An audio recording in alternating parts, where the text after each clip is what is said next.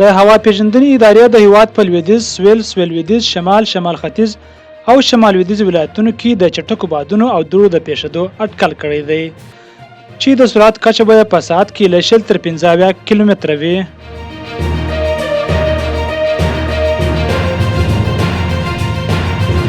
د پاکستان سرپرست صدر اعظم انور الحق کاکړ له افغانستان او ازبکستان سره د اورګاډي د پټلۍ د جوړېدو د چارو د بشپړېدو په اړه د ازبکستان له ولسمشر شوکت میرزایف سره خبرې کړې دي.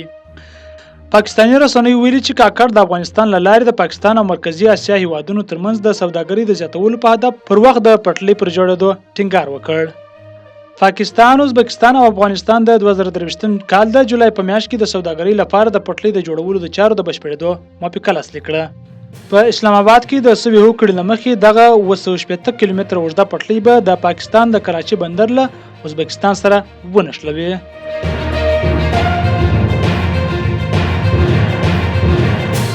د عامه روغتیا وزارت وایي چې د هرات ولایت په هر ولسوالۍ کې به یو عمومي روغتون جوړ کړي.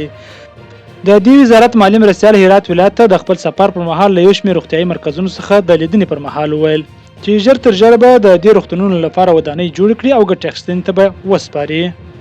نوموړي زیاته کړه چې هڅه کوي ټولو لرې پرتو سیمو ته روغتیایي خدمات ورسوي.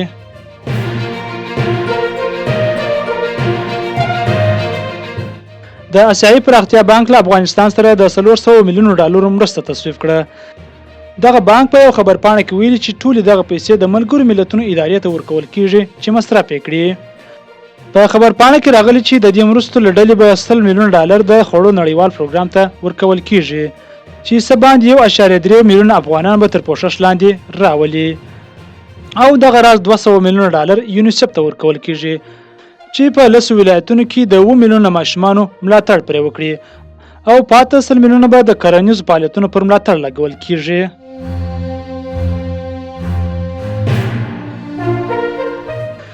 د روسیې دفاع وزیر سرګي شویګو وایي د مسکو او تهران اړیکې یو نوي پړاو ته رسېدلې دي.